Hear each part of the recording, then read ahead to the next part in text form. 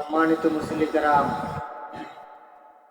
আল্লাহ সুবহানাহু ওয়া তাআলা আল্লাহ জাল্লা শানুহু যত মাখলুকাত বানাইছেন, এর ভিতর থেকে আল্লাহ তাআলা জিন আর ইনসানি দুই জাতির জন্যই জান্নাত জাহান্নাম বানাইছে।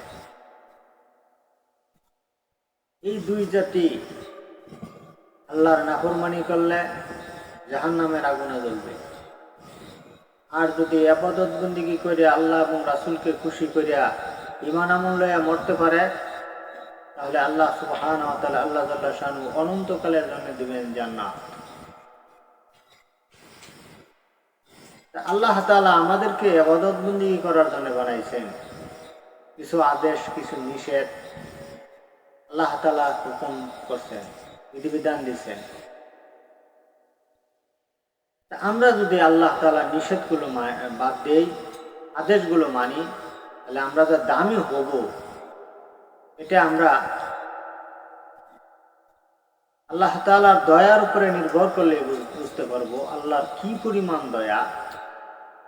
এই দিনের জন্য সামান্যতম একটু অন্য মাখলুকাতরা একটু সামান্যতম দিনের ব্যাপারে একটু উপকারে লাগার কারণে আল্লাহ তাআলা 10টা প্রাণীকে জান্নাত দিবেন। একটু সামান্যতম দিনের ব্যাপারে শুধুমাত্র তারা মেহনত করছে, অগ্রসর হয়েছে, এইটুকের কারণে আল্লাহ তাআলা 10টা প্রাণীকে আল্লাহ তাআলা জান্নাত দিবেন। হযরত সুলাইমান আলাইহিস সালাম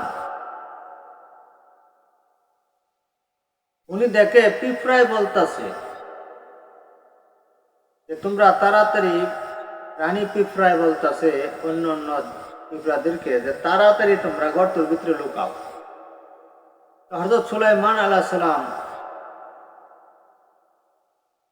উনার কানে বাতাসে এই কথাটা পৌঁছায় দিছে যে পিঁপড়ায় বলতাছে যে তোমরা তাড়াতাড়ি গর্তের ভিতরে লুকাও।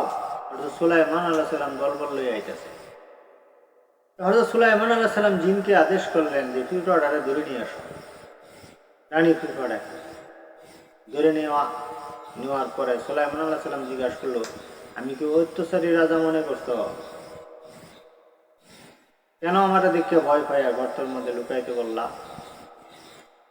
সুলাইমান আলাইহিস সালামকে ওই পিঁপড়ায়, রানী পিঁপড়ায় জবাব দিছিল, আপনি যে ঘোড়া লইয়া, আপনি দলবল লইয়া আসতেছেন, আমরা ছোট প্রাণী রাস্তাঘাটে যদি থাকি, অজান্তেই ঘোড়ার পায়ে পৃষ্ঠে অনেক পিঁপড়া যদি মারা যায়, সেটা আপনিও জানবেন না, অজান্তে মারা গেল।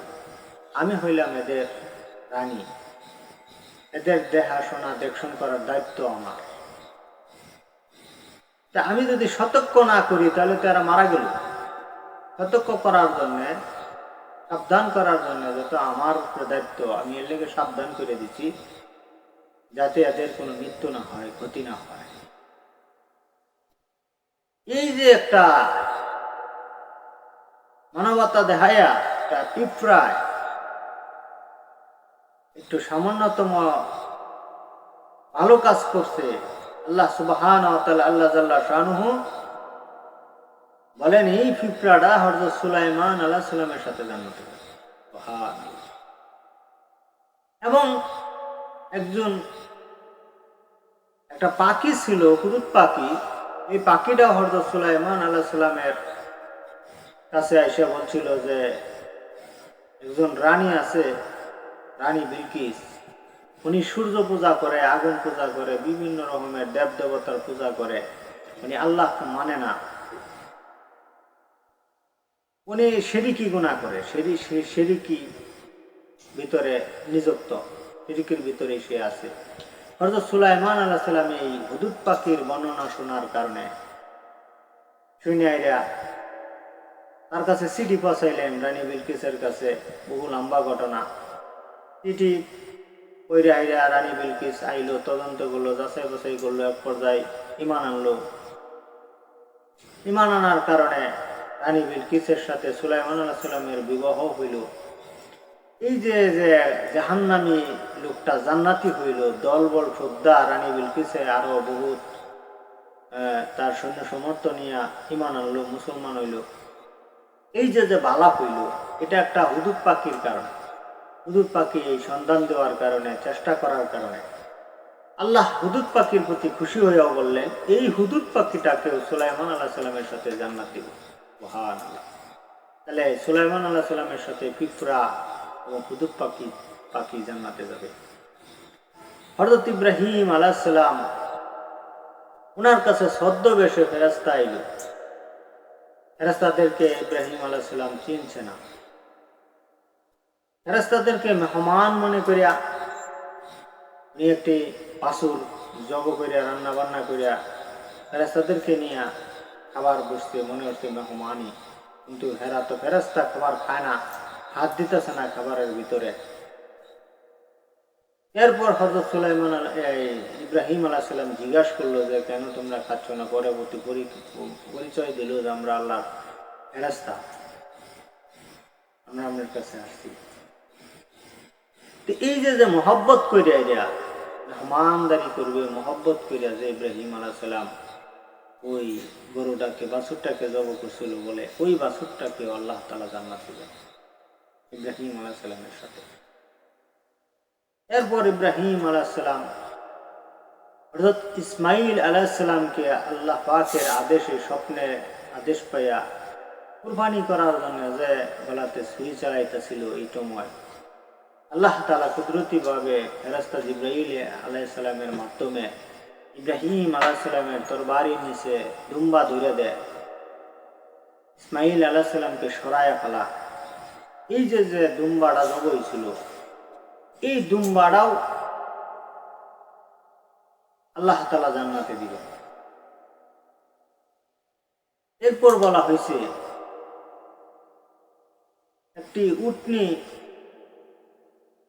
হযরত সালেহ আলাইহিস সালামকে আল্লাহ তাআলা দান করছিল মর্যাদা স্বরূপ। এই উটনিটা ওই সালেহ আলাইহিস সালামের উম্মতরা বলছিল যে যদি আপনি পাথরের ভিতর থেকে একটি গাভীন উটনি বের করে দেখাইতে পারেন যেটা বের হওয়ার সাথে সাথে বাচ্চা প্রসব করে, তাহলে আমরা ঈমান আনব। আল্লাহ তাআলা বলেন তুমি পাথরের কাছে যাও, অবশ্যই বের হয়ে আসবে। পাথরের ভিতর থেকে একটি উটনি গাভীন বের হয়ে আসলেন, বাচ্চা প্রসব হলেন। এই সালেহ আলাইহিস সালামের এই উটনিটাকে আল্লাহ তাআলা জান্নাত দিবেন। তারপর বলা হয়েছে যে উযাইল আলাইহিস সালাম নামে একজন পয়গম্বর ছিল। উনি বলেন যে এই উযাইল আলাইহিস সালাম আল্লাহ একদিন লক্ষ লক্ষ মানুষ মইরা মাটির সাথে মিশিয়া অস্তিত্ব হারা হয়ে যেতেছে, তারা কি আবার জিন্দা হবে? আল্লাহ তাআলা উযাইল আলাইহিস সালামকে 100 বছরের জন্য ঘুম পাতাই দিলেন। 100 বছর পর আল্লাহ তাআলা তাকে হযরত করার পরে বললেন কতক্ষণ সময় তুমি ছিলা? সে মনে করছে যে হয়তো 8-9 ঘন্টা 10 ঘন্টা। আল্লাহ তাআলা বলেন তোমার সাথে কি কি আছে? খাবার আছিল, আমার সাথে একটা গাধা আছিল। আল্লাহ তাআলা বলেন দেখো তো গাধাটা মইরা, গাধার অস্তিত্ব নাই। আল্লাহ তাআলা ওই গাধাটাকে উযাইল আলাইহিস সালামের সামনে 100 বছর পরে জিন্দা করলেন, মরা গাধাটাকে। এই যে মরা গাধাটা উযাইল আলাইহিস সালামের সামনে জিন্দা হলেন, আল্লাহ তাআলা বলেন এই গাধাটাকেও আমি আল্লাহ তাআলা জান্নাত দিব। শুধুমাত্র দ্বীনের রাস্তায় একটু সামান্যতম মেহনত করছে, এই কারণে আল্লাহ তাআলা জান্নাতে দিচ্ছেন ওই প্রাণীগুলোকে। এরপরে এমন একটা কুকুরকে আল্লাহ তাআলা জান্নাত দিবেন যে এই কুকুর ঈমান পুরা গ্রামের ভিতরে বসবাস করতেছে, আর 7 জন যুবক আল্লাহ পাকের প্রতি ঈমান আনছেন। এই 7 জন যুবক দেশ ছেড়ে যাইতেছে, গাই দেশ আর থাকবো না। এই কুকুরটাও এই ইমানদারের সাথে রওনা দিছে, ইমানদারের সাথেই থাকবো, এই বেঈমানের সাথে বেঈমানদের সাথে থাকতো না। আল্লাহ তাআলার কাছে বড় ভালো লাগছে। আল্লাহ তাআলা বলেন এই কুকুরটাকে আমি আল্লাহ জান্নাত দিব।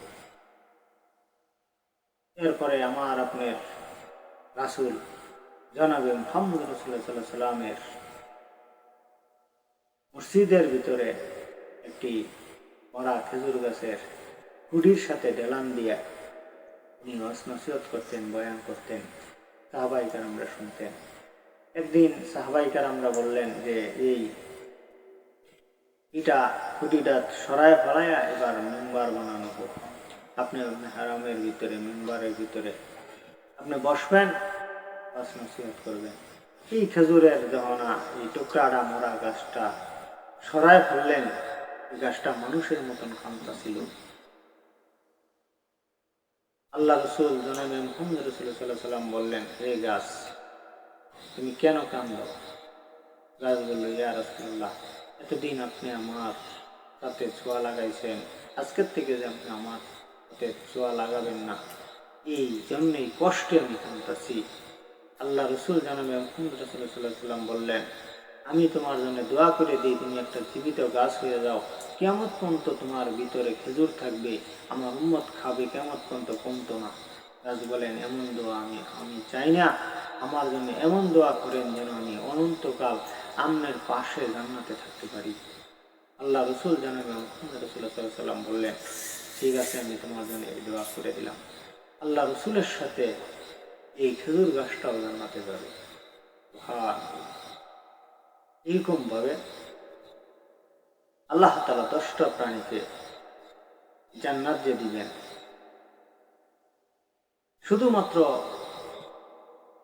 তারা দিনের রাস্তায় একটু সামান্য মেহনত করার কারণে আজকে জান্নাতি হইল। আর আমাদের জন্য আল্লাহ তাআলা জান্নাত জাহান্নাম বানাইছেন। আমাদের জন্য, জিন আর ইনসান, এই দুই জাতির জন্য। আমরা যদি জাহান্নাম থেকে বাঁচতে না পারি, তাহলে আমরা জান্নাত পাব না। আর যদি জাহান্নাম থেকে আমরা বাঁচতে পারি, তাহলে আমরা জান্নাত পাব। আর জান্নাত না পেলে আমার ভাই উপায় নাই। সারা শরীরটাকে আল্লাহ তাআলা শুধু শাস্তির ভিতরেই রাখবেন। দুনিয়ার আগুনের তাপ যেই জায়গায় লাগে, শুধু এই জায়গায় পুড়ে। আর জাহান্নামের আগুনের তাপ যদি পায়ের তলার মধ্যে সামান্যতম লাগে, মানে কুল যখন তো বুঝে সাইবে এত তাপ সহ্য করার মতো না। আমরা তওবা করি, ভালো হয়ে যাই, জান্নাতি হয়ে যেন আমরা খবর পেতে পারি। আমার এই ভিডিওটি যদি আপনাদের ভালো লাগে, লাইক, কমেন্ট, শেয়ার, সাবস্ক্রাইব করুন।